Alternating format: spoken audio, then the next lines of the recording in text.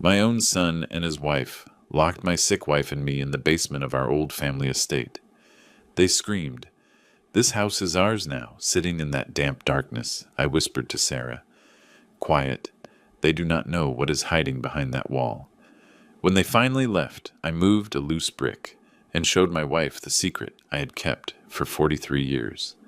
The truth about who I really am. A truth capable of destroying everything they think they know about our family. Hello, dear listeners. Thank you for joining me today.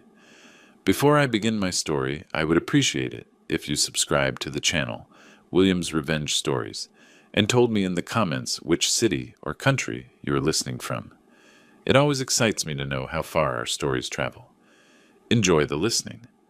I woke up at 5:30 in the morning, just as I have done for over 40 years. I did not need to look at the clock. My body already knows the time. Outside, the silence still had that thickness of the early morning. From the downtown square below the tolling of the bell tower broke the stillness, followed by the beating of pigeon wings on the old tile roof. I opened the window. The air of the historic district came in fresh, mixed with the sweet smell of jasmine climbing the balcony railing. The sky was beginning to lighten, and the wind brought with it the murmur of leaves from the orange tree in the patio. I heard the engine of a bicycle and then the sharp thud of the newspaper against the front steps. The Morning Gazette, like every day. I picked it up and left it next to the teapot on the wooden table that is older than my own son. I crossed the long hallway of old parquet, where the floorboards creak as if remembering every step we took in this house. On the wall, the photo of my wedding with Sarah hung crooked. The gold frame had already lost its shine. I straightened it carefully, caressing the foggy glass. In the living room, I lit the oil lamp that rests next to the small altar. I always have the feeling that as long as the flame is alive, so is the house. Then I went to the kitchen. The sound of the gas lighting, the smell of toasted bread, the soft boiling of water. Everything was part of my routine, of the small world I can still control. I cut the bread, beat the eggs, and prepared Sarah's breakfast, like every morning. Before serving, I opened the medicine box that Dr. Evans gave me and counted the pills, one by one, with the precision of a watchmaker. From upstairs, I heard footsteps, thin heels hitting the hallway floor. It was Linda. She always got up later, but today her walk sounded determined, almost impatient. A strong smell of expensive perfume began to fill the house. Too much for a morning. I put the breakfast tray on the table and looked toward the window. Sarah was already awake, sitting in her armchair by the white curtain, wrapped in her wool shawl. Her skin was pale but serene, reflecting the soft light of dawn. When she saw me, she smiled weakly. "Good morning, my love," I said, approaching her. I gave her the first spoonful of warm oatmeal and then a sip of tea. She squeezed my hand, and that small pressure was worth more than any word. I opened the door so fresh air could enter. The scent of orange blossoms filled the room again. Then I heard the noise of a car engine. A gray Audi stopped in front of the iron gate. The sound of the door closing. The hurried steps. The voice of my son Daniel speaking loudly on the phone. "Yes, tell Jason to close the deal before Monday." "No. The risk does not matter. I want it signed." His tone was the same as always. Impatient. Authoritative. I went out to the porch. He hung up the call just before seeing me. He greeted me with a brief gesture and then leaned in to kiss his mother. He barely grazed her cheek. "Mom, you look better today," he said with that voice of someone speaking without really looking. Linda came down the stairs at that moment, still in a silk robe. She had a cup of coffee in her hand and an expression of impatience painted on her face. "David," she called me from the hallway, using my first name instead of Dad. "The Wi-Fi is not working again. Can you check it?" I did not answer. I limited myself to nodding. I left the tray on the counter and went to the small office in the back where I keep my tools. The router was blinking weakly. I restarted it, and while I waited for the lights to turn back on, I heard Daniel and Linda laughing in the living room, talking about a dinner at a fancy downtown restaurant. I returned to the living room. Sarah had fallen asleep. Her breathing was calm. Linda, on the other hand, had taken the opportunity to remove the lace tablecloth from the table and replace it with a modern beige one that did not match anything else in the house. "It looks fresher this way, more current," she commented without looking at me. I just nodded and picked up the old tablecloth, folding it carefully, as if it still held some of the smell of happy days. At noon, Daniel arrived with takeout boxes. He did not want me to cook. "Dad, do not bother preparing anything anymore. This is more practical, and Mom needs to rest." I limited myself to serving the plates. I did not even taste a bite. While they ate, they talked about projects, about money, about investments in Chicago, and the house sounded foreign, as if they had left me out of their language. After lunch, I washed the dishes in silence. The warm water and soap were the only things that still obeyed me. In the afternoon, I went out to the garden. The sun fell softly on the branches of the orange tree. I watered the plants. I pruned the roses. I cut a few to place in the vase in Sarah's room. She has always liked roses. When I returned, she was drowsy with a slight smile. Linda was talking on a video call, showing her mother her new house under renovation. "Look, Mom, this will be my kitchen. And here the dining room. It is an antique gem, just like this house," she said between laughs. From her armchair, Sarah listened without saying a word.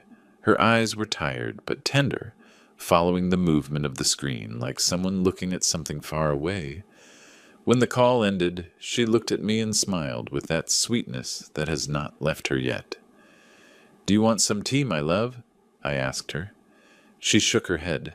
I tucked her legs in and stayed there a moment, observing how the afternoon light filtered through the curtains, painting the room with a golden tone. At nightfall, I went down to the basement to look for a can of paint. I wanted to repair the hallway window. I turned on the old neon bulb. The air was cold and damp, and the smell of wood and dust made me cough.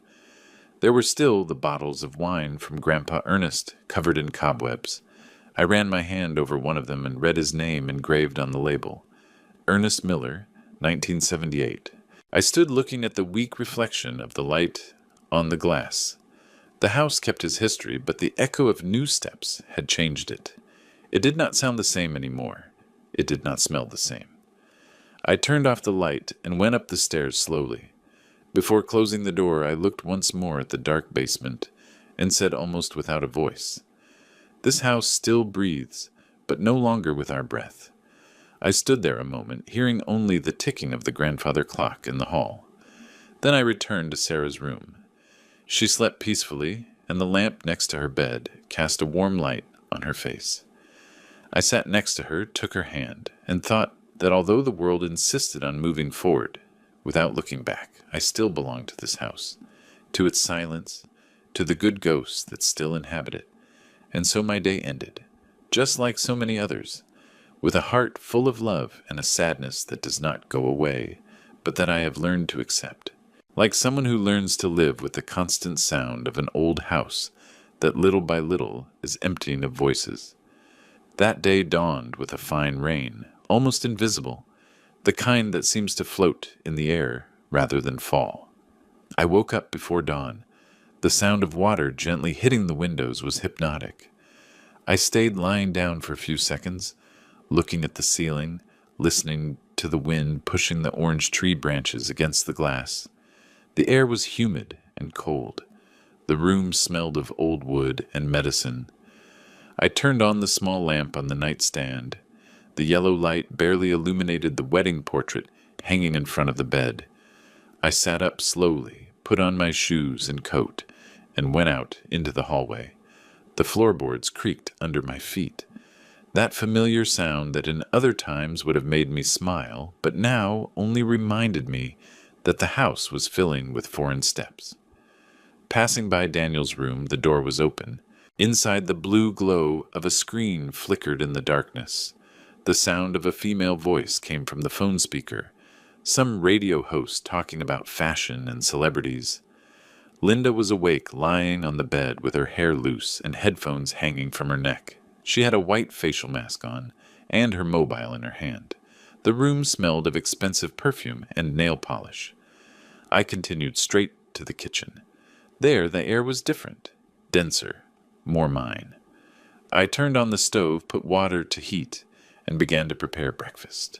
Black coffee for me, oatmeal with honey for Sarah, and a soft-boiled egg with a piece of toast. Everything with the same order as always. When the coffee began to release its bitter aroma, I heard footsteps approaching. It was Linda. She wore a cream-colored silk robe, her hair tied back, her arms crossed over her chest. She leaned on the doorframe and wrinkled her nose. "That smell of butter again," she said with a tone between mockery and contempt. "It smells like an old hospital." I did not answer her. I just flipped the egg with the spatula and let the sound of the oil cover the silence. She sighed, went to the window, and opened it abruptly. The cold air entered immediately, and with it the murmur of rain falling on the patio tiles. Then she took a small bottle from her robe and sprayed the room with perfume. Chanel, without a doubt, a strong dry scent, almost metallic. It drowned out the smell of food. "That is better," she murmured, taking out her phone to take a picture of the breakfast on the counter. "Morning vibes," she added while typing on her screen. I could see her focusing on the cup, the bread, and her own hand holding the fork. She took 3 photos, changed a filter, and uploaded it to her social media, smiling alone in front of the microwave reflection. At that moment, Daniel entered already dressed for work, his white shirt perfectly ironed, his new watch shining under the light. "Dad, are you taking care of the garden today?" he asked without looking directly at me. I called a gardener, but he canceled. "Do not worry," I answered. "I will handle it." He nodded distractedly, looking at his watch. Linda brought him a cup of coffee and smoothed the lapel of his jacket. "Do not forget the meeting with the investors from Chicago," she reminded him. "I know," he answered, giving her a quick kiss on the cheek. "By the way, the interior decorator is coming today. I want him to see the kitchen." I stopped the movement of the pitcher for an instant while serving coffee. Decorator, kitchen, words that weighed on me more than any other. During breakfast, they talked about changing the tiles, about painting the walls, about selling the old farm upstate. They said it as if they were talking about objects without history, without names, everything that had belonged to my father, everything that carried his fingerprint. When I finished serving, I prepared Sarah's tray. I went up the stairs slowly, taking care not to spill anything. She was awake, watching the rain from her armchair. I smiled at her. "I brought your coffee, my love," I said. I helped her sit up, held the cup while she took small sips. Then I gave her the medicine, cleaned her hands with a damp towel, and opened the window so fresh air could enter. She closed her eyes a moment, breathed deep, and said in a low voice, "That girl does not look you in the eyes." I did not know what to tell her. I only answered, "Rest, my love."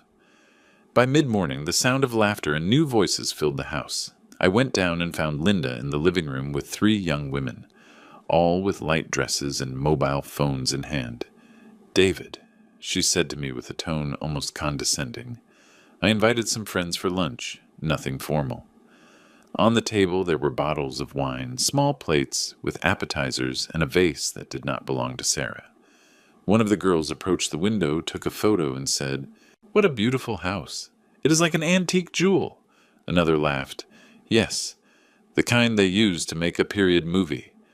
I tried to remain polite. I served water. I offered bread. Meanwhile, Sarah was downstairs lying on the sofa, covering her eyes with her arm. The noise bothered her. The laughter continued for hours. Linda showed them the kitchen, the garden, the basement. I heard how she bragged. "We are renovating all of this. The house has charm but needs a modern touch." When they finally left, the silence fell again like a weight. I went to Sarah's room. She was asleep, exhausted. I tucked her in and went down to the patio. The sky was still gray and small drops accumulated on the orange tree leaves. In the afternoon, while I fixed the garden, I heard voices inside again. Linda had called a group of workers. They brought measuring tapes, paint catalogs, and a notebook. I entered just when one of them was measuring the living room window frame. "What are you doing?" I asked. Linda, with a flawless smile, answered, "We are going to change the curtains and maybe paint. The room needs more light. The walls are my father's," I told her slowly. "Grandpa Ernest painted them himself." She shrugged her shoulders. "Well, it is time to modernize them, right?" The sound of the pencil marking the wall pierced me like a nail. I said no more. I went to the hallway, took my coat, and went out to the patio. I stood in the rain for a few minutes, watching the water slide down the tiles. When I returned, the men had already left. The living room smelled of fresh dust and perfume. That night, Daniel came back with a bottle of expensive red wine.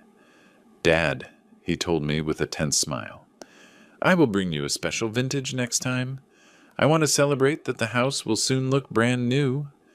I did not answer. I limited myself to sitting by the window. Outside, the drops hit the blinds. Inside, their laughter filled the dining room.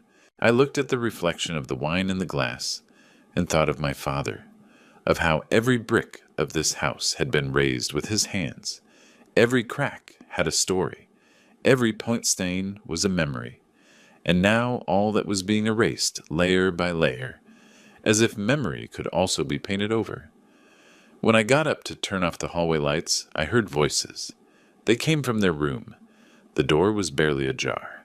I stood still, not wanting to listen, but the words slipped out anyway. "Your father is a good man," Linda said in a whisper loaded with irony, "but he lives in another century.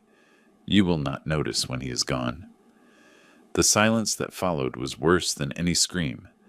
I took a step back, closed my eyes a moment, and felt something inside me slowly turning off, like a candle that consumes itself without noise. I went back to my room. Sarah slept. Her breathing paused, her face calm. I sat next to her and caressed her shoulder. "Tomorrow I will make your coffee earlier," I told her, although I knew she did not hear me. I held her hand between mine. Outside, the church clock struck 12 bells. Each one resonated like an echo inside my chest. I looked toward the window. The rain continued falling, constant, silent, erasing the traces of the day. And then I knew. Starting tomorrow, nothing would ever be the same again. Saturday dawned clear and warm, with a friendly sun filtering through the dining room curtains. I got up early as always. The air smelled of damp earth after the rain of the night before. From the window I heard the song of sparrows and the distant rumble of an engine starting on the street. For an instant, the house seemed quiet, as if nothing was about to happen. While I prepared Sarah's tea, I heard Daniel's voice in the patio. He was talking on the phone, his tone firm, almost authoritarian. "Yes, tell Richard to close the deal today. No, I do not care about the price. I want it signed before Monday." His voice was the same one he used when he was a child and demanded a new toy. Only now he wore a suit and an expensive watch. I stood observing him from the window. He was wearing a white shirt, perfectly ironed, with the sleeves rolled up and the shine of the watch reflecting the sun. He walked from one side to the other with the mobile on his ear, gesturing with his free hand. On his face there was no trace left of the boy who one day played barefoot under this very orange tree. Linda appeared behind him, moving the garden dining table. She spread out a beige tablecloth, the kind that looks taken from a magazine. Seeing it, I realized she had put away Sarah's lace tablecloth, the one we used since we got married. "It matches the new walls better," she told Daniel while adjusting the corners of the tablecloth. I kept preparing the tea, but something inside me hardened. When Sarah began to wake up, I went to help her.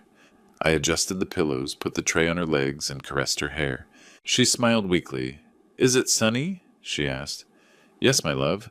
A clean sun, the kind that deceives," I answered her. While I gave her the medicine, I heard Daniel's steps entering the kitchen. He brought a smile so rehearsed that it scared me. "Dad, can you come to the dining room for a moment? We have something to talk about." I left the tray aside and asked Sarah to rest. I went down the stairs slowly, with a heavy heart, without knowing why. The The dining room was brighter than usual. The open windows let in the breeze, which made the new curtains wave. In the center of the table was a brown leather folder, perfectly aligned with 2 glasses of white wine. Linda smiled at me with that fake sweetness she only uses when planning something. "It is just a toast, David," she said, pouring me a little wine. "Nothing to worry about." I sat down without touching the glass. Daniel settled in front of me, crossed his hands on the table, and adopted the tone of someone about to close a deal. "Dad," he began, "we have been reviewing some legal matters of the house." He opened the folder carefully as if revealing a delicate secret. He took out several documents with red stamps and signatures I did not recognize. On the first sheet, I read, "Transfer of property. Miller family residence. We do not want problems when the time comes," he continued. "If you sign this, everything will be easier for everyone." I looked up. "And what time is that exactly?" Daniel avoided my gaze. Linda intervened immediately, resting her hand on the papers. "It is just a formality. This way we avoid taxes, complicated inheritances, lawyers. You know how bureaucracy is." "I know," I said slowly, "but I do not understand why such a rush." "Why," Daniel answered with contained impatience, "this house needs a clear direction. You're tired, Dad. We can take care of it." "I am not tired," I answered him. "Just old," which is not the same. Linda let out a brief, uncomfortable laugh. "Oh, David, do not take it that way. It is for your own good. We want you and Sarah to be calm." Then I saw the pen placed right on top of the papers. The detail froze my blood.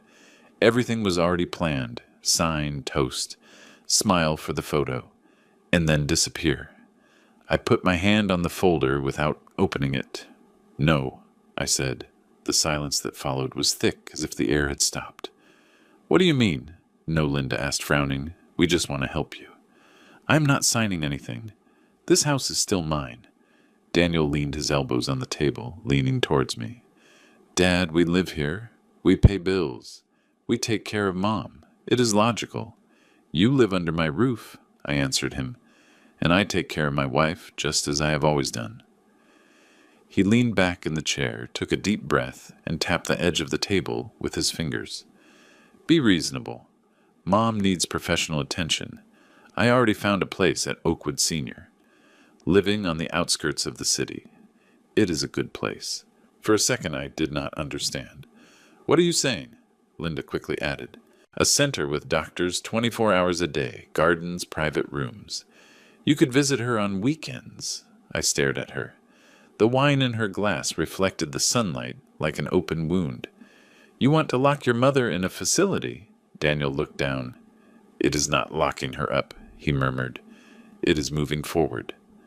At that moment, from the room next door, the slight clinking of a spoon hitting a cup was heard. It was Sarah. Her way of saying, "I hear you." I got up slowly. "We will not speak of this again," I said. Daniel tried to stop me. "Dad, do not get like this." But I had already turned around. I crossed the hallway without looking back. In my room, the air was cooler. I closed the door and leaned against it. I could hear my own heartbeat in the silence. The image of my son handing me those papers would not leave my head.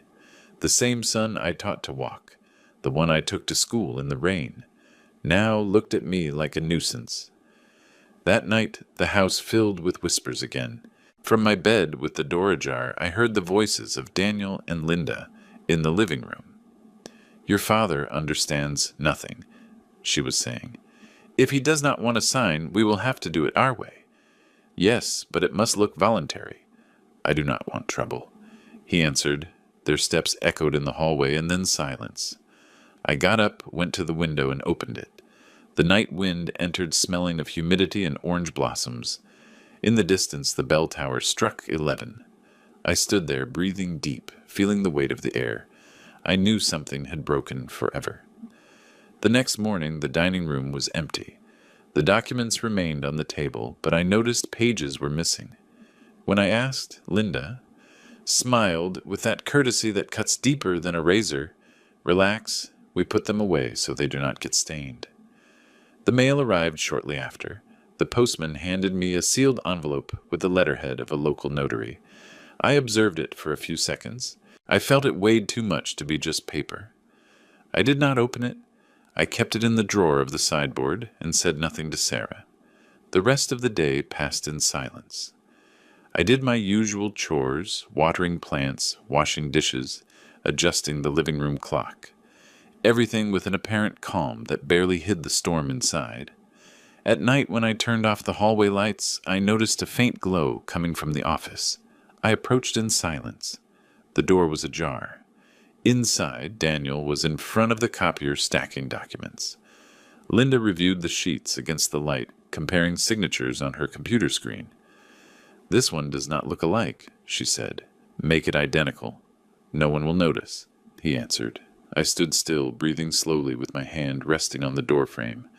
I felt the cold of the wood under my fingers. I did not want to enter. I did not want to interrupt them. I wanted to see them as they were, without masks. When they finished, they turned off the light and went up the stairs laughing as if nothing happened. I stayed there alone in the dark. The hallway lamp cast a long shadow of me on the floor. I looked at my hands. They were trembling, but not from fear. I closed my eyes. In the distance, the living room clock struck midnight. Each chime sounded louder than the last. The house, my house, seemed to be watching me. And for the first time in 40 years, I had the certainty that the danger did not come from outside, but from inside. From that moment, I swore one thing. If they had started a game, I would be the first to learn the rules. The sun entered violently that morning, filtering through the curtains like knives of light. The house was too silent. Not the radio, not the ticking of the clock, not even the song of the birds in the patio. Only the slow hum of the ceiling fan spinning lazily over the living room. Linda left early. She wore dark glasses and a purse hanging from her arm. Before closing the doors, she said, without looking at me, "I'm going to buy flowers to decorate. This house needs life." She did not wait for an answer. The slam sounded hollow, and then the echo of her heels was lost down the street. I prepared Sarah's breakfast in silence. Soft eggs, toast, the herbal tea that relieved her cough. I helped her up, adjusted the shawl over her shoulders, and took her to the porch. The air was hot, loaded with the smell of orange blossoms. She closed her eyes a moment, enjoying the sun on her skin. "It is hot," she murmured. "Too much." I answered, fanning her with an old newspaper. When I returned to the kitchen, I found Daniel leaning on the doorframe. He had a cup of coffee in his hand, his face-tense sleeves rolled up to the elbows. He watched me with that mixture of condescension and annoyance that I found unbearable. "Dad," he said with a low but firm voice, "we have to talk again, and this time I want you to listen to me." I did not answer. I kept cleaning the table. The sound of the rag on the wood was my only response. Daniel took a step inside, placed the cup with force on the counter. Some coffee spilled and stained the tablecloth. "You cannot keep living in the past," he added. "Mom needs care that you cannot give her." I breathed slowly without looking up. "You already said that yesterday," I murmured. He let out an impatient sigh, and in his look there was something new, darker. "Come," he said suddenly. "Come down with me. I want to show you something." "What is happening?" I asked, although his tone admitted no answer. Before I could say anything else, he took me by the arm with force. His hand was firm, hard, and I felt how he pushed me toward the basement stairs. Daniel let me go. I tried to break free, but his grip only got stronger. "Just go down," he insisted. "It is important." We went down the wooden steps. The air became colder, with each step more humid. The smell of mold hit me like an ancient memory. The bulbs hung unlit, swaying slightly. When we reached the bottom, I took a step toward the wall to look for the switch, but before reaching it, Daniel pushed me hard. I tripped over a box and fell to the floor. The noise echoed in the low ceiling. "Daniel!" I screamed, trying to sit up. The door slammed shut. Then the metallic sound of the bolt turning. A dry, definitive click. I pounded the wood with my fists. "Daniel, open up. Listen to me." From the other side, his voice descended calm, almost indifferent. "This house is ours now, Dad. Rest a little." The steps moved away, and then silence. My heart was beating hard. The darkness was dense, sharp. I searched for the switch on the wall and turned it on. The bulb flickered several times before dimly illuminating the space. "What is happening?" Sarah's voice came from the stairs. She was there clinging to the handrail with a pale face. I ran to her. "Calm down, my love. Everything is fine. Just a mistake." I helped her sit on one of the wooden steps. I took her hands. They were cold. I tried to push the door, but it did not move an inch. He locked us in. She whispered, barely audible. I did not answer. I sought to maintain calm. The basement was almost the same as I remembered from my youth. The stone walls with dampness, the smell of old wine and earth, the cobwebs in the corners.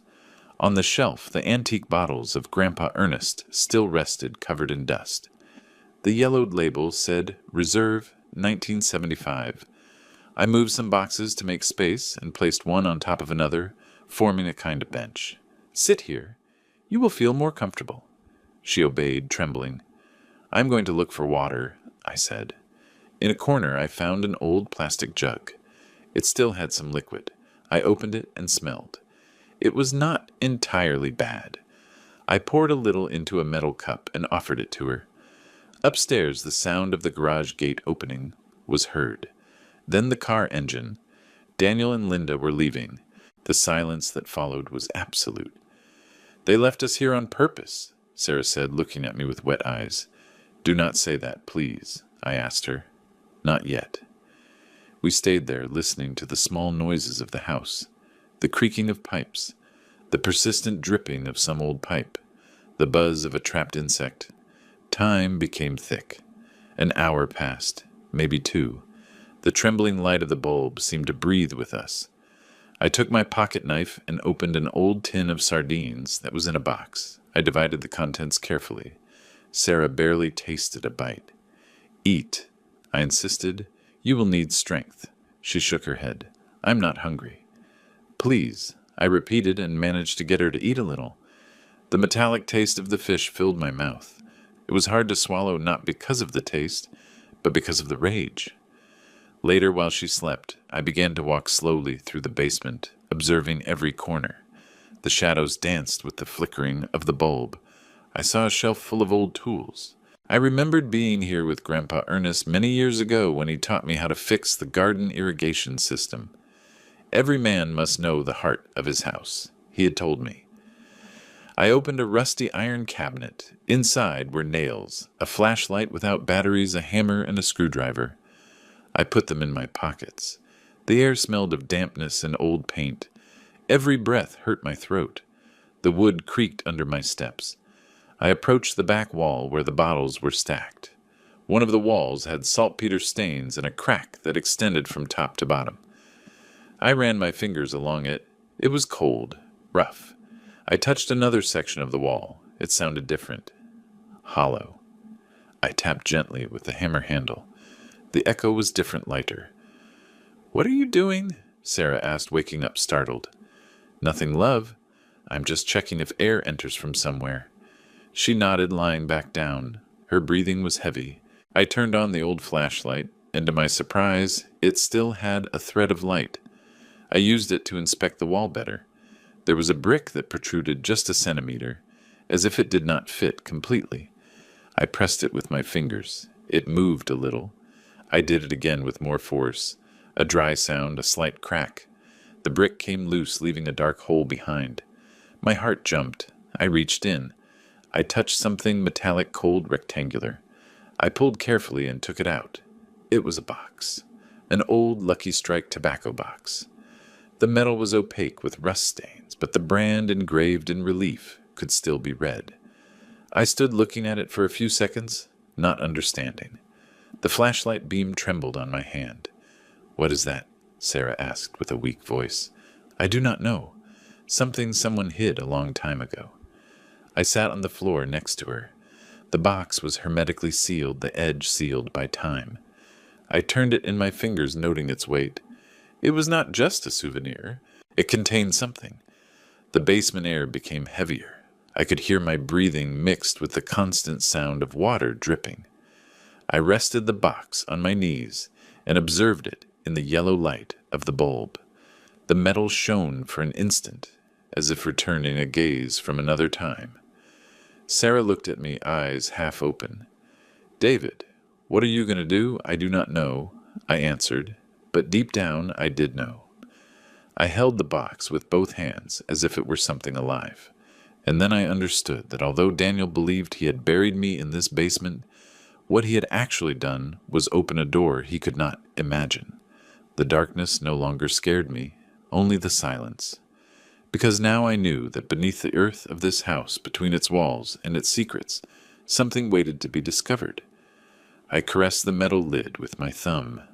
Sarah fell asleep, little by little, leaning on my shoulder. I turned off the flashlight, let the gloom wrap around us, and stayed listening to the rhythm of her breathing. In my hand, the cold box weighed more than the air. I held it against my chest and closed my eyes. I knew that everything, absolutely everything, had just begun. The yellow light of the basement bulb trembled as if breathing. The air was dense, saturated with humidity, and the sound of water dripping from an old pipe marked a slow, almost hypnotic rhythm. Every drop that fell on the cement floor seemed to count the seconds we had been there. I moved a couple of wooden boxes to the center to open up space. Doing so, a cloud of dust rose and made me cough. The smell of rotten wood, of old paint, of confinement covered everything. I felt a metallic taste in my mouth. "What time is it?" Sarah asked from the steps, her voice weak, loaded with fatigue. I took out my pocket watch, the one that had belonged to Grandpa Ernest, and looked at it. The hand was stopped at 9:15. "The battery dead for years. I do not know," I answered her, "but it must be noon." She sighed. Her breathing sounded like a soft whistle interrupted. I approached to cover her better with my jacket. The skin of her hands was cold. I took the flashlight I had found in the toolbox. I turned it on. The light flickered a couple of times before stabilizing. It did not shine much, but it was enough to distinguish the stone walls and old shelves. I walked slowly, checking the corners. On the right shelf were antique wine bottles. I touched one. The label said, "Reserve 1978. Cleaning it with my sleeve, the name Ernest Miller appeared engraved on the cork like a signature from the past. I passed the flashlight over the back wall, the one on the west side, and then I saw it. A distinct line, a crack that ran through the joints between the bricks. There was something strange about that wall. I tapped gently with the hammer handle. The sound it returned was hollow, different from the rest. I felt my heart accelerate. Suddenly I remembered something, a distant image, almost a dream. Grandpa Ernest going down with me to the basement when I was about 14 years old. He carried his oil lamp in one hand and a tired smile. "Here I kept something, David," he had told me with a deep voice. "Something for desperate times." Back then I did not understand. I thought he spoke of money or wine. Now those words resonated with a new meaning, heavy urgent. I left the flashlight on the floor, shining toward the wall, and with the screwdriver I began to pry at the brick that seemed loosest.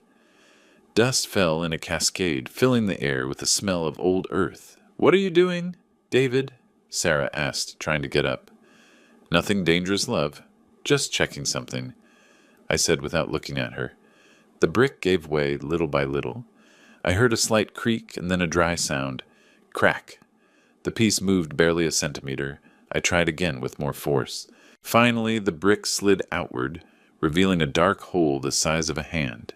The air that came out of there smelled of metal and old paper. I put my fingers in carefully. I touched something hard cold and took it out slowly. It was a Lucky Strike tobacco box, rusted with deformed corners. The surface was covered with a layer of gray dust, and the red color of the logo could barely be distinguished. I shook it gently. Inside, something jingled like coins or small, loose objects. "What did you find?" Sarah asked with a thread of voice. "I do not know," I answered, but something important, for sure. I knelt on the floor, cleaned the lid with my sleeve, and tried to open it. It was stuck. I tried once more with my hands, but it did not yield. I looked for the screwdriver, placed it in the slot, and turned it carefully. A sharp click, and the lid opened. Inside was a package wrapped in waxed paper, yellowed by time, tied with a thin and frayed string. I untied it slowly. The knot came undone with a slight snap. Inside the wrapper, 3 folded sheets. I opened them carefully, the paper almost falling apart between my fingers. The first was a birth certificate. I read the name aloud, barely believing it. Mark Taylor, born June 12th, 1948. I froze. That date was mine. The second sheet was an adoption document with official seals and a clear signature. Ernest Miller. The text said that the minor Mark Taylor legally became adopted with a new name, David Miller. The third was a handwritten letter. The paper more worn than the others, but with the firm, slanted, unmistakable handwriting of Grandpa Ernest. If you are reading this, son, it is because necessity brought you here. The letters seemed to speak from the earth. I felt a knot in my throat. I took the sheets to the light of the bulb, spreading them on an empty box. Sarah approached, a little leaning on the railing. "What does it say?" she whispered. I cleared my throat. "Listen," and I began to read. "Your real name is Mark Taylor. You were born into a family that loved its country but was betrayed by it. Your father, William Taylor, was a government advisor falsely accused of conspiring against the regime. He died in prison to protect your mother and you. No one was supposed to know. I changed your name, son, so you could live without the shadow of the past. You are my son as much as you were his. But if one day you find this letter, remember the blood that runs through your veins has history, and you must not let anyone stain it." I finished reading. My voice trembled. The echo of my words bounced off the damp walls. Sarah was crying. "Your father. The real one?" she asked. I nodded slowly. "Yes." And Grandpa Ernest knew everything. I sat next to her. The metal box rested in my hands, cold as stone. I looked at it and felt that inside there was something more than papers. There was an invisible weight, that of a story buried for decades.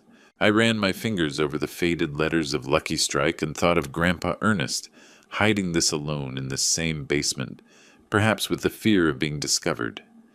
Silence took over the place again.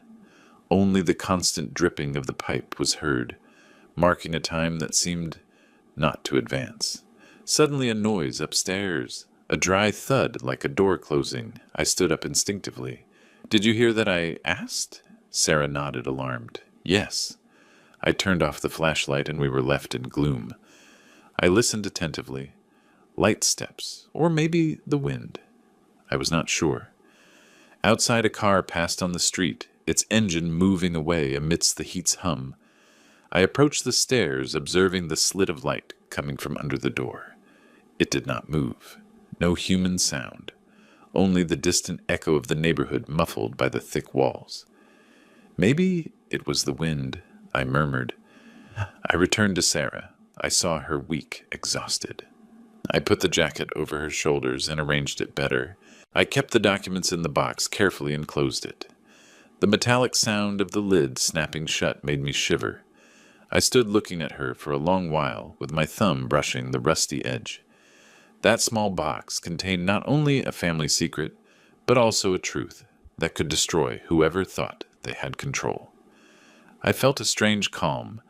I was no longer the same man who had gone down to that basement by accident. I looked up toward the closed door.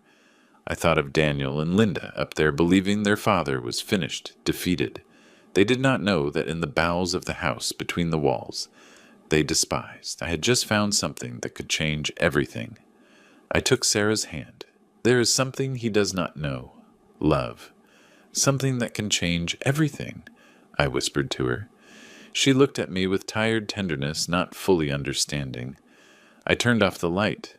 Only the thin strip of clarity filtering under the door remained. The box shone for an instant in my lap, reflecting that thread of light. The sound of dripping continued. marking time slow, relentless. And so under the earth of the Miller house, with the truth in my hands, I knew that my family's story, the true one, was just beginning to resurface from the loose bricks of the past. Time stopped having shape in that basement. I did not know if it was day or night. The light of the bulb flickered every so often, and when it went out, the silence became so thick that I could hear the beating of my own heart. There was no clock, no sun rays, nor the distant sound of church bells, only the incessant dripping of the rusty pipe and Sarah's weak breathing. I stayed next to her, sitting on the floor, caressing her hair. Every time she breathed, her chest rose and fell with difficulty. She had started to tremble, so I covered her with my jacket and with an old rag I found inside a box. Suddenly I heard the familiar noise of tires on gravel. I sat up abruptly. Daniel and Linda had returned. The car engine stopped. The slam was heard then, their steps on the hallway floor. I put a finger on Sarah's lips. Silence, love. Do not say anything. She nodded, and her eyes filled with fear. Upstairs, the voices resonated, muffled by the thickness of the walls. If anyone asks, say they went down by accident. Daniel said, his tone cold, authoritarian. And if they do not believe it, Linda answered, we will say it was a misunderstanding. No one will come to check an old house. Their steps approached the basement. The door creaked, and a burst of white light descended the stairs, blinding me for an instant. Daniel appeared in the doorway, his tie undone, his face haggard, his eyes red. He carried a bottle of water in one hand and a small bag in the other. Have you thought about what you will do, Dad? He asked with a tired voice, but without a trace of compassion. I held his gaze. Your mother needs air and medicine, I answered him. He exhaled through his nose, frustrated. You always dramatize. He leaned in a little and threw the bottle and the bag toward the floor. There you go. Think about what suits you. Then he slammed the door shut. The sound of the bolt went down the walls like a metallic echo that pierced my chest. I knelt down and picked up the bottle. I opened it and brought it to Sarah's lips. Drink slowly, I told her, little by little. She drank carefully, closing her eyes. I wiped her mouth with a handkerchief and helped her lie back on the coat. For a few minutes only, the sound of water moving in the bottle was heard. Then she looked at me, eyes shining under the trembling light. David, she whispered. What was that you were reading last night? I took out the Lucky Strike box from the hole where I had hidden it. I placed it on my knees, opened it, and unfolded the papers with trembling hands. I spread the first one, the birth certificate, on my legs so she could see it. Her finger, thin and pale, slid over the letters. Mark Taylor. She read the name once, then another. She looked up at me. So you are not Grandpa Ernest's son? I shook my head slowly. No, not by blood. He adopted me. He saved me. But my true name was another, a name he wanted to protect. I took out the letter. The letters were almost erased in some parts, but I could distinguish them enough to read them aloud. The honor of a man is not destroyed by the accusation, but by the silence with which he accepts it. I said, letting Grandpa Ernest's words fill the damp air. Sarah closed her eyes. Her lips barely moved as if she were praying. Your true father, she said at last. Who was he, William Taylor? A man history erased. They accused him of being a traitor in 1952. But according to this letter, he died to protect his family. She looked at me for a long time. There was sadness, but also pride in her eyes. Then Daniel knows nothing. No, I answered her. And if he knew, his whole world would collapse. She nodded slowly. Why does he live off that last name? She murmured. Off Miller, off a man who does not belong to him as he believes. I remained silent. The words floated in the air like suspended dust. I leaned over the box again and noticed something I had overlooked before. A piece of folded paper at the bottom, smaller than the others. I took it out. It was a bank receipt, almost illegible, but I recognized the stamp. Central Bank. In the header, a name. Taylor Fund. The document indicated that the account was in the name of William Taylor, with inheritance rights transferred to his direct descendant, Mark Taylor Miller. I stared at those words again and again. "This," I said in a low voice. "This changes everything." Sarah watched me, not fully understanding. "What is it a proof?" I explained to her. "Grandpa Ernest kept this secret to protect me and to protect the inheritance my father left." She squeezed my hand. "What are you going to do? I still do not know. But now I have something they do not expect. The letter of a dead man and the power of a forgotten name." I wrapped the documents in the cloth again and kept them in the box. Then I looked for a deeper hole in the wall behind the old bottles. I took out 2 loose bricks and hid the box inside, covering it with dust and wood. "If they try to come down again, they must not see it," I said. Sarah nodded. Her breathing began to get shorter, as if the air cost her more. She coughed several times. I knelt next to her, rubbed her back, and gave her a little water. "Calm down, my love. Hold on a little longer." The ceiling bulb began to flicker and finally went out. Darkness fell suddenly dense, absolute. "Do not move," I told her, groping among the boxes until I found the toolbox. I touched a small power outlet on the wall with my fingers. I unscrewed the cover, peeled the cables with the knife, and joined them with a piece of old electrical tape. A spark, a snap, and the bulb turned on again, weak but constant. The basement recovered its yellowish light, and the reflection made the sweat on Sarah's forehead shine. Suddenly the sound of the lock vibrated above our heads. Someone was trying to open the door. "Daniel," I shouted. Silence. The noise of metal ceased. Steps. Then nothing. I stared at the door. Breath held. I felt a chill run through my entire body. Several seconds passed until the sound of footsteps faded. "They are going to come back," I said almost, without a voice. Sarah looked at me with eyes full of fear. "What are you going to do when they do?" "I will make them let me speak," I answered. "Speak about what?" "About who I really am, about what I carry in my veins." She took my hand tightly as if trying to anchor me to reality. "Be careful, David." "Oh, Mark, I do not know what to call you now." I smiled slightly, although I felt the knot in my throat. "Call me as always. The name does not change, says the love, Sarah. But it can change destiny." I helped her get up. We walked slowly to the stairs. We stayed on the last step, looking up. Through the crack under the door, a thin line of light extended over the stone floor. The air was still. I squeezed the box inside my jacket, making sure it was well hidden. The cold metal against my chest gave me back a sensation I thought forgotten, that of having a purpose.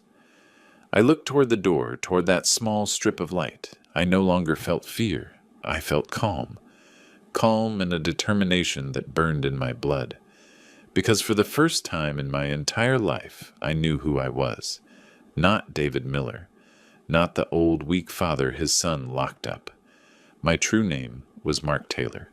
And that truth, sooner or later, was going to tear down the walls of this house. The morning dawned gray, with a pale light filtering through the upper slit of the door. Dust particles floated suspended in the air, as if time itself had stopped inside that basement. The sound of an engine came from the patio, breaking the silence. I recognized the noise of wheels on gravel. "Daniel." The basement door opened with a long screech, and my son's silhouette appeared in the threshold, outlined by the brightness outside. He had his shirt rolled up and a tired face, but his tone had no trace of compassion. "Do not starve to death, old man," he said with a half-smile, throwing a paper bag and a bottle of water. "Think about it." The sound of the latch closing resonated on the walls like distant thunder. I waited a few seconds before moving. I took the bag and placed it on the worm-eaten wooden table. Inside was a piece of hard bread, a couple of slices of ham wrapped in wax paper, and a half-empty bottle of water. Sarah coughed weakly. I approached her, helped her sit, offered her water, and wiped her face with a damp cloth. Her skin was cold as porcelain. "Calm down, my love," I whispered. "It is almost over." When she lay back down, I took the Lucky Strike tobacco box from the inside pocket of my coat. I opened it just for an instant to make sure the papers were still there. Then I put it away again, hidden under the fabric. The car engine roared again. Through the floor, I felt the distant vibration when they moved away from the patio. The house remained in silence. I looked at the old clock hanging on the basement wall. It marked 11:12, just like the last time. It did not move. It seemed like a cruel irony to me. Time advanced upstairs, but down here it was stopped. I went to the corner where I remembered seeing the old telephone. A gray box attached to the wall, with a cut wire hanging like an open vein. I touched it.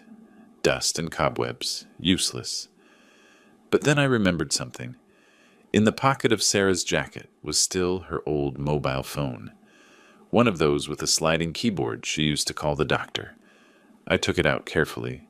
The device was covered in dust, but still had some life. I pressed the power button. The screen flickered. One battery bar. Weak, but enough.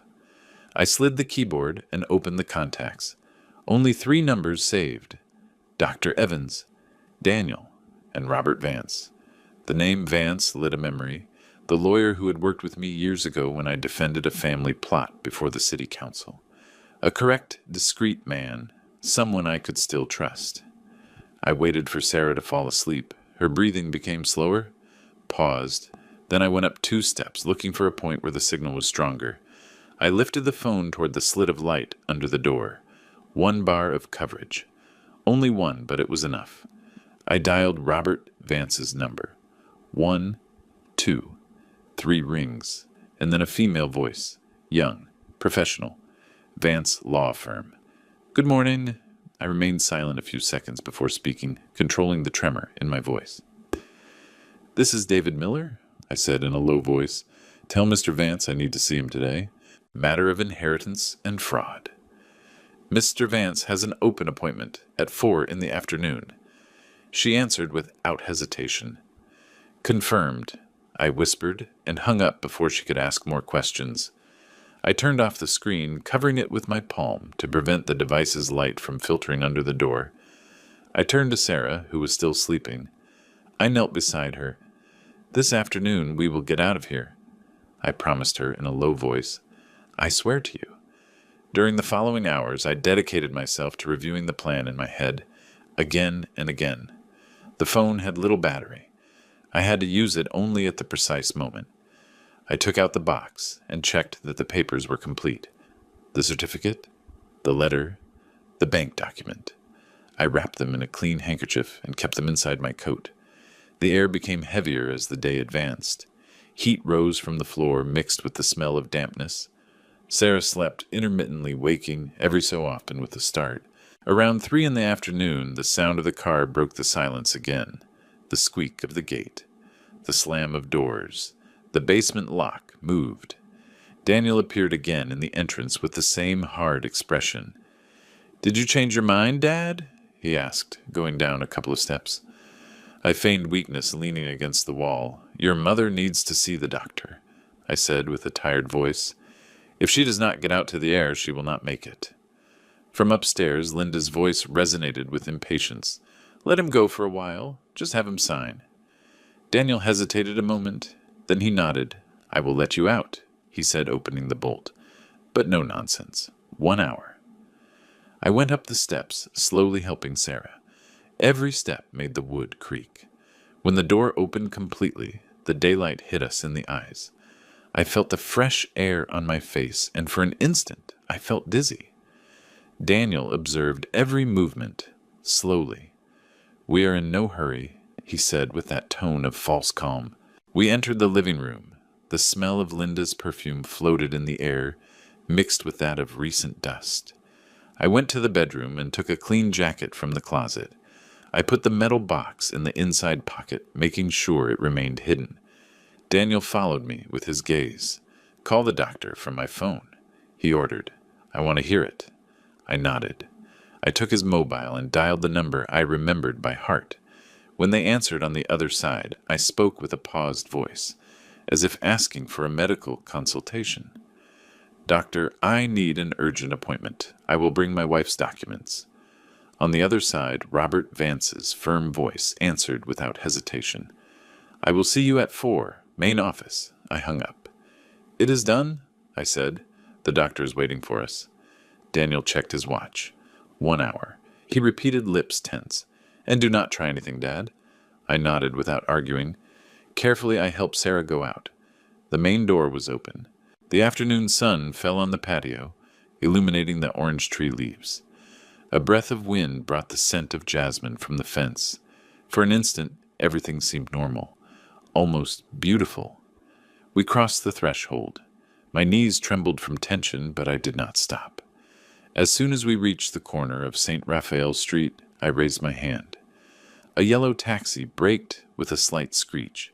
I opened the door, helped Sarah sit, and gave the address in a low voice to the driver.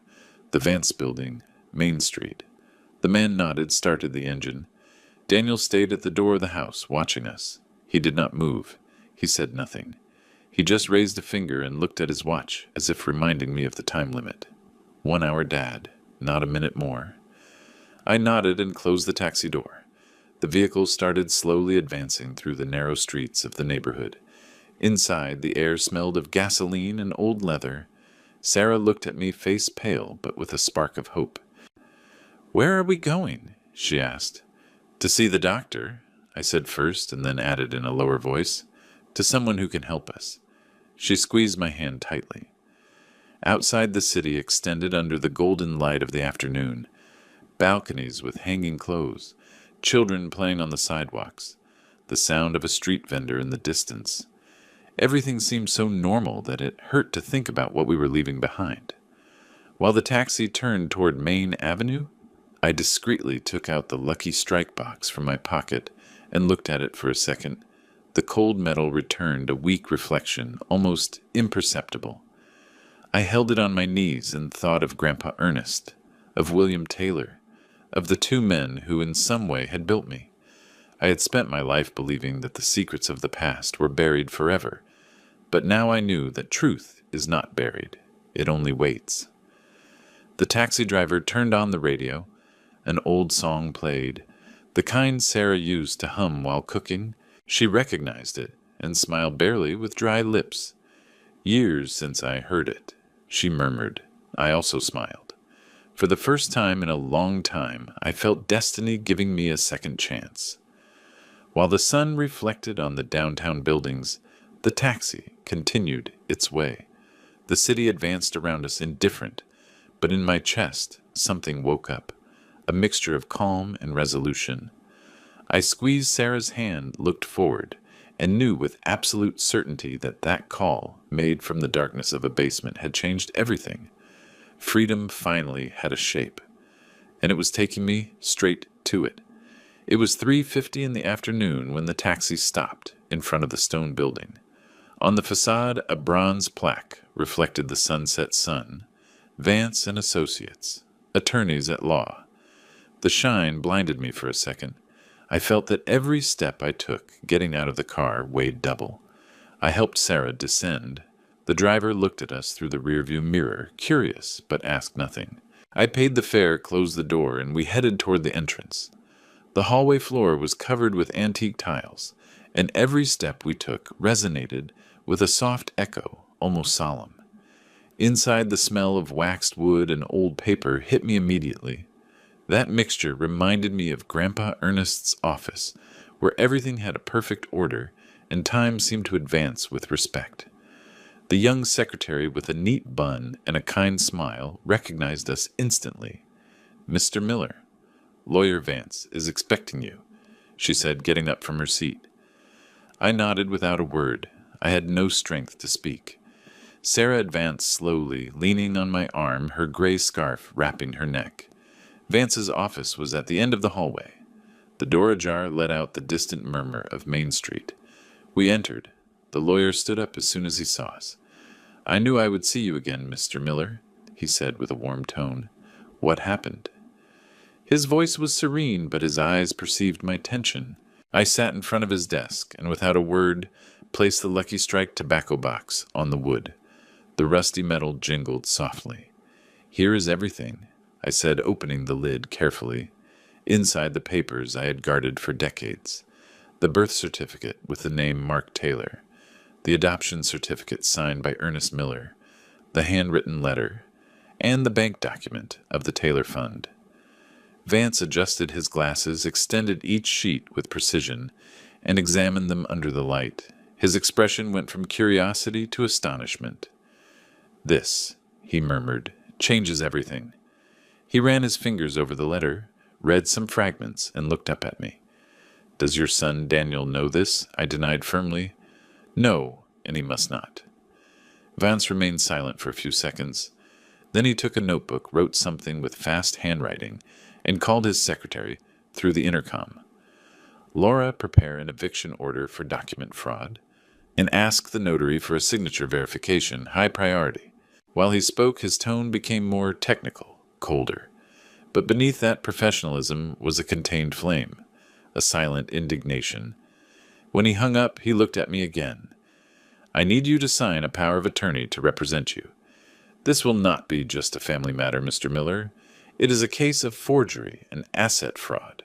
I nodded, trembling a little. I took the pen he offered and signed with a steady hand. David Miller. Or perhaps Mark Taylor. It no longer mattered which. Meanwhile, the secretary entered with 2 cups of tea. Sarah took hers with both hands. The ginger aroma filled the room, and her gaze got lost in the bookshelves, where names of laws and sentences accumulated like silent witnesses of other battles. When everything was ready, Vance closed the folder and tapped it gently on the table. "You will have a visit at your house in 24 hours, he said calmly. "Stay calm. Do not confront your son. Leave him to me." I pressed my lips together and nodded. I had no words. Only gratitude. Upon leaving, the afternoon air seemed fresher. I stopped another taxi, helped Sarah up, and we returned toward the historic district. The car clock marked 6:15. The sun began to fall, dyeing the facades a melancholic golden color. And now Sarah asked, not looking away from the horizon, "Now we will wait," and I squeezed her hand. We arrived by the back street, the one with the dry bougainvilleas. I did not want Daniel to see us from the living room window. We entered through the patio door slowly without making noise. Inside, everything seemed calm. Linda was talking on the phone, loudly mentioning Miami Mom and the new decorator. Daniel was on the sofa watching the news, a glass of whiskey in his hand. I placed Sarah in her favorite armchair next to the window. "The doctor says she needs rest," I announced with a neutral voice. Daniel did not even look at me. "Fine," he said simply without looking away from the TV. During the night, I feigned normality. I prepared a light soup, turned off the lights early, but my head did not rest for a second. When dawn broke, the house was quieter than ever. Daniel left early in his gray suit, and Linda spent the morning surfing on her tablet, suspecting nothing. At 5 to 11, the doorbell rang. I looked at Sarah. She understood without words. I went to the door and looked through the side window. A dark car was parked in front of the gate. From it, Robert Vance got down, accompanied by a young assistant, with a brown leather folder. I opened the door calmly. "Come in, counselor," I said, holding the latch. Vance entered, greeted with courtesy, and his assistant followed, carrying documents. From upstairs, I heard the sound of fast steps. Daniel was coming down the stairs, adjusting his tie. "What is happening here?" he asked with a mixture of annoyance and surprise. Vance looked directly at him. "Legal notification," he said, extending a yellow envelope. "Eviction order and complaint for document forgery." Daniel snatched the envelope from his hands and opened it with fury. His eyes moved fast from one paragraph to another. The color left his face. "Fraud. What does this mean?" Linda appeared behind him, still in a robe with the phone in her hand. "This cannot be," she murmured. "There must be a mistake." Vance, impassive, adjusted his glasses.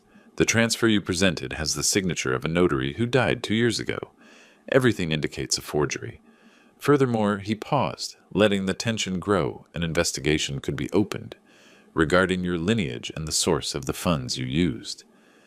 An icy silence filled the room. I was standing next to Sarah, with my hand on her shoulder. She breathed with difficulty, but in her eyes was something resembling serenity. Daniel looked at me with a mixture of fear and rage. "You cannot do this to me. I am a miller." Vance smiled barely. "Perhaps not," he answered. "If you prefer, I can make it public tomorrow." Linda stepped back. Her hand trembled while looking for her husband's. "Daniel, let's go," she whispered. He looked at her, not knowing what to say. Then he gritted his teeth, turned around, and went up the stairs. The slam of the door resonated like a shot. Vance and his assistant collected the folders and signed a minute on the dining table. "You have 30 days to vacate the property," he said. "But honestly, I doubt they will wait that long." I shook his hand. "Thank you, counselor." He nodded with that look of someone who understands he has just witnessed the end of something bigger than a contract. Sometimes justice arrives late, Mr. Miller, but it arrives. When they left, silence returned. A few minutes later, Daniel came out of his room with his face undone. "My clients, they will find out," he stammered, looking at nowhere. I did not answer. I walked to the window and opened the curtains. The midday light entered warm, bathing the walls. That afternoon I heard them making desperate calls. Voices rising and falling, arguments, sobs. Linda cried. Daniel hit something against the floor. At 11 at night, when the hallway clock struck the last chime, I heard the sound of the trunk closing.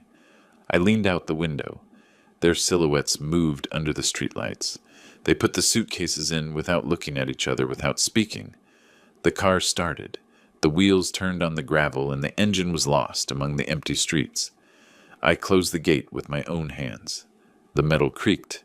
Inside, the house remained silent. Only the soft hum of the wall clock and the aroma of orange blossoms entering from the garden. I turned off all the lights except one. The corner lamp next to Grandpa Ernest's portrait. The yellow light reflected on the glass, illuminating his stern, almost paternal face. I stood there a long while without moving, with my heart beating slowly. For the first time in many years, I felt the house breathed with me. And although outside the wind brought the sweet smell of the first ripe oranges, inside, the only thing heard was silence. A clean silence, as if all the false voices had gone forever. The next morning dawned with a soft, almost innocent light. The winter sun entered through the blinds, gilding the dust suspended in the air. It was a different silence, thick, as if the house was holding its breath. At 8:30, I heard the engine of a truck stop in front of the gate. The metallic clack of the handbrake startled me. I leaned out the window. 2 men dressed in blue jackets got out of the vehicle. They wore work gloves and hurried looks. They asked no questions. They entered, began to load suitcases, paintings, shoeboxes, bags of clothes, everything that had belonged to Daniel and Linda. Daniel watched them from the porch, arms crossed. He had a wrinkled shirt, a gaunt face sunk in dark circles. He did not look like the confident man who once spoke of inheritances and financial logic. Now he was barely a body, holding the weight of his own failure. Linda was by his side with a wide-brimmed hat and dark glasses. She spoke ceaselessly on the phone. Her voice cut the air like a blade. "Tell Mom we will arrive in Miami tonight," she said while checking a list on her mobile. I approached slowly, opening the wooden door that creaked, as if it also wanted to say goodbye. "Your mother is resting," I told him in a low voice. "Do not disturb her." Daniel looked up for just a second. His eyes stopped on me without words, without even resentment, only exhaustion. Then he tightened his grip on the suitcase handle and turned his face toward the patio. The men continued their mechanical work. The sound of boxes hitting the floor mixed with the song of sparrows. On the living room table, I left the envelope Robert Vance had sent early that morning, the notarial confirmation of legal property transfer. The court seal shone under the light. Daniel saw it but said nothing. He took a pen from his pocket and signed the copy that corresponded to him. His hand trembled slightly. A newspaper fell from his coat. The headline in large black letters occupied almost the entire cover. "Forgery Scandal. Rocks Miller Investments." He picked it up from the floor, read it twice, and his lower lip trembled. "Who leaked it?" he asked with a thread of voice almost childish. I looked at him, not raising my voice. Truth travels fast, son. Faster than we imagine. Linda snorted, clutching her purse against her chest. We do not have to listen to this. Let's go. She turned to the workers. Fast, please. We do not have all day. From the fence I saw Mr. Arthur Harris, our neighbor. He was standing on the sidewalk with a sack of oranges in his hand and a magazine folded under his arm. He looked at me, nodded with a slight smile that needed no words. He understood. The truck started with a roar. The wheels crushed the gravel, leaving a trail of dust. The winter air smelled of metal and goodbye. Daniel got into the passenger seat. Linda settled next to him, and without looking back, the vehicle moved away, slowly until disappearing around the curve. When the gate closed again, the whole house exhaled. The silence that remained was so deep I could hear the hum of the ceiling fan and the ticking of the clock in the hallway. I stayed a moment looking at the tracks the tires had left on the ground, knowing the wind would erase them before nightfall. At noon the phone rang. It was Robert Vance. The press has everything, he said with his professional tone. Their names were already removed from the board of directors. They will not be able to operate any account in their name. Thank you, counselor, I answered. I hung up slowly and went out to the patio. The air smelled of wet leaves and new flowers. The orange tree in the back had bloomed again. Between the branches, sun rays slipped through, filtering like promises. At 4, the postman appeared with an envelope from the central bank. I opened it right there with trembling hands. Inside was an official letter. Taylor Fund accounts reactivated. Holder, Mark Taylor Miller. I read my name 3 times, that name that had remained buried half a century. I signed the receipt, put the envelope away carefully, and took it to the small chest under the stairs, the same one that had belonged to Grandpa Ernest. I placed it there among old folders and forgotten keys. I closed with a click that sounded like justice served. The rest of the day passed slow, peaceful. At nightfall, Sarah woke up. The golden light of the sunset bathed her pale face. Did they leave? She asked with a thread of voice. I nodded. Yes, love. They left. She said nothing more. She just took my hand and gave me a slight smile. One of those that contain a whole life of silences and pardons. That night, I walked through the house. Every room was a memory. In Daniel's room, only shadows remained. An empty cologne bottle, a pair of rolled-up socks, and a photo frame face down. I lifted the frame. It was an old photo from when he turned 10. He smiled next to me and Sarah, holding his first bicycle. For an instant, I felt the old impulse to justify him, to believe there was still goodness behind his fall. But no. Sometimes a father's love consists of letting the son face the echo of his decisions. I covered the bed with a white sheet and closed the door. In the garden, the air brought the smell of jasmine. Arthur crossed the gate with his slow step and straw hat. The silence sounds better today, right, David? He said, lifting the basket of oranges. Yes, friend, much better, I answered. We sat on the porch, 2 old men under the shade, sharing tea without haste. We did not talk about justice or money, only about the weather, about the flowers returning, about the buzz of bees among the hedges. As night fell, the peace became denser, almost palpable. I felt for the first time in years that the house breathed with me again, not against me. When Arthur said goodbye, I walked through the hallways, turning off the lights one by one. I passed by the study where Daniel used to work. The chair was still turned as if someone had just gotten up. I touched the backrest with my fingertips. I continued to the basement. The door remained the same. The old lock. The slightly humid air. I went down the first steps. The gloom wrapped me like a memory. The hanging bulb was still there. I turned it on. Its yellowish light revealed the stains of time on the walls. I walked to the corner where the brick had come loose, that hole that guarded a past and returned the truth to me. I rested my hand on the rough surface of the wall. Thank you, old Ernest, I whispered. I closed my eyes. I could imagine his voice pause noble. When the day comes, do the right thing, even if it hurts. And I had done it. I went up slowly, turning off the light. In the distance, the church bells chimed 7 times. The sound arrived soft, like a blessing. Coming out to the garden, the sky was dyed violet. The wind moved the orange tree leaves, and the perfume of fresh blossoms filled the air.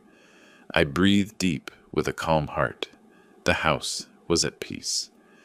Sarah slept in the armchair blanket up to her neck with a serene face, and I, for the first time in a long time, felt that winter did not bring cold. It brought justice. It brought silence. It brought at last forgiveness. 6 months have passed since that night when the wind brought the smell of oranges, and silence returned to inhabit the house. The historic district has awakened again with spring, and with it a different rumor in the streets. I wake up every day at 6 as always. Custom remains stronger than rest. I open the windows and let the warm air enter, mixed with the aroma of blossoms blooming in the patio. From the corner the baker's heard shouting his offer, and the echo of horse hoofs that still pull some delivery carts. The basement.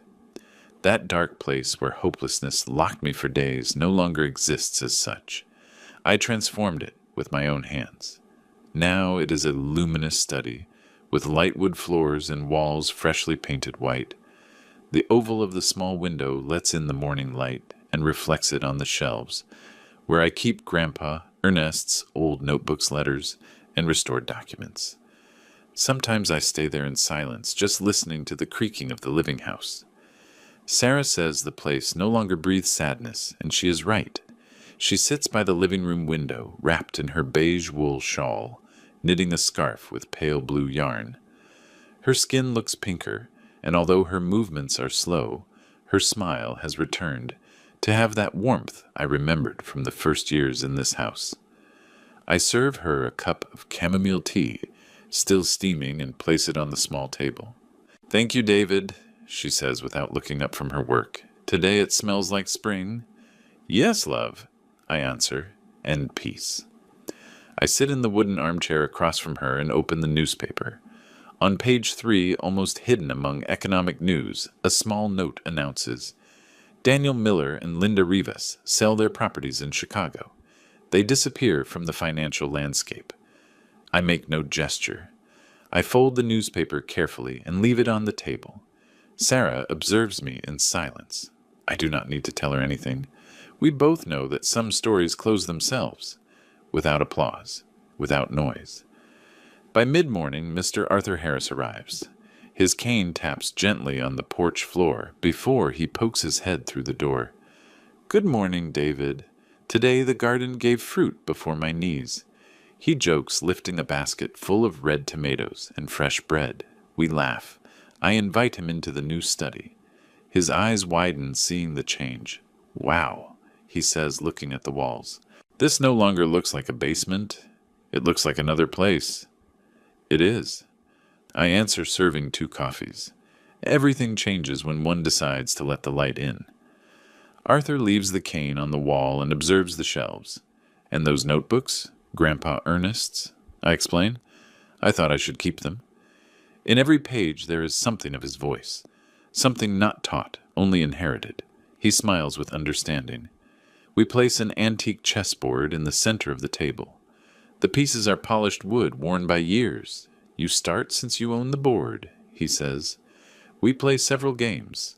Sarah from her corner interrupts us every so often with a mischievous tone. "Arthur, no cheating, I know you." He raises his hands, laughing, feigning innocence. "Never, madam. I only move with strategy."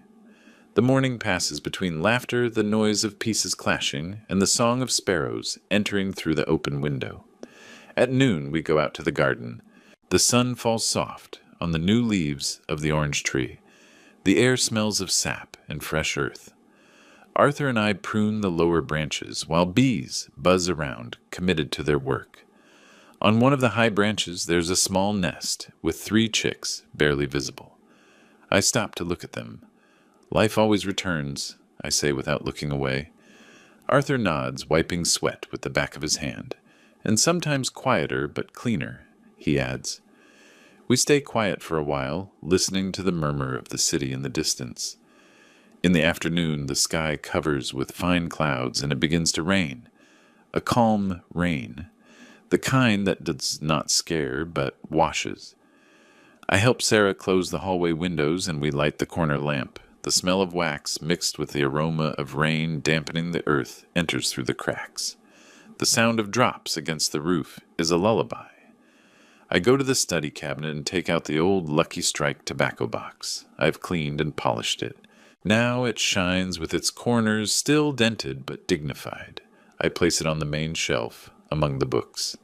Sarah looks up from her knitting. "You still keep it?" she asks with a mixture of tenderness and curiosity. "Yes," I answer, "it is part of our history, and of the truth that is not erased." She nods without stopping smiling. At 7 o'clock sharp, the hallway clock chimes. I turn on the desk lamp, take a sheet of paper, and write a single sentence. Blood can betray, but truth does not age. The ink spreads slowly. I blow to dry it close to the notebook and keep it with the others. I go out to the porch. The rain has ceased, but the streets still shine with golden reflections from the streetlights. The historic district smells of hot-bread humidity and life that does not give up. On the corner, a group of young people plays the guitar under a bar awning. The notes rise up the street like a joyful sigh. From inside, I see Sarah through the glass. Her face, illuminated by the lamp, has the serenity of someone who no longer fears anything. She smiles, and in that smile is everything I have lost and everything I still keep. Arthur passes in front of the gate, raising his hand. "Until tomorrow, old friend," he shouts between laughs. "There will be sun tomorrow." I answer. I close the door. I walk through the house, turning off the lights one by one. I only leave the study one on illuminating the white walls, where before there was only dampness and fear. The rain left a clean shine on the wooden floor. I sit at the desk, look around, and think that everything, even pain, has its place if given time and silence. I rest my hand on the tobacco box, that relic that changed my destiny. There is no rage nor nostalgia, only gratitude. I murmur to myself, as if speaking with Grandpa Ernest, with my true father, with all those who once taught me something without words. The true legacy was not the money, nor the last name, but the dignity of not giving up. I look out the window. The city lights flicker under the clear sky. The wind drags the orange blossom perfume flooding the study. The Miller house, which one day was a prison today, breathes in calm. And in that calm, in that silence that no longer hurts, I finally find what I always sought: peace of heart. I have learned that blood does not always define family, but loyalty does. For a long time, I believed a father's love could withstand everything, even betrayal. And perhaps it is true, but I also understood that love without respect becomes a chain, and sometimes you have to let children face the weight of their decisions so they understand the value of what they lost. I forgave not for them, but for me, because bitterness ages the soul more than years, and forgiveness cleans the house of the heart. Today I look at Sarah and give thanks. Thanks for still being here, for reminding me that dignity is never negotiated, and that even in the darkness of a basement, truth can be the light that saves you. I wish every family listening to this story finds peace before pride, understanding before distance, and love before resentment. May everyone's home be filled with respect, patience, and second chances. And may God bless those who love without expecting anything in return,